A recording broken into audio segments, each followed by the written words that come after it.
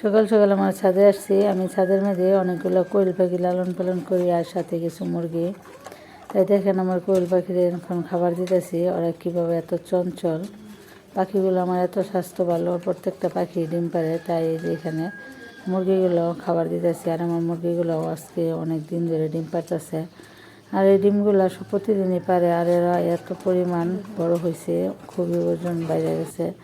তারপরে প্রত্যেকটা মুরগি এখন আমার আজকে 2 বছর ধরে ডিম পারতেছে। আর এই মুরগিগুলো হচ্ছে টাইগার মুরগি। আর সাথে কিছু আমি দেশি মুরগিও লালন পালন করি। আর দেশি মুরগিগুলো আমার সবসময় ডিম পারে। এত পরিমাণ ডিম পারে কী কারণে আমি বলতে পারি না।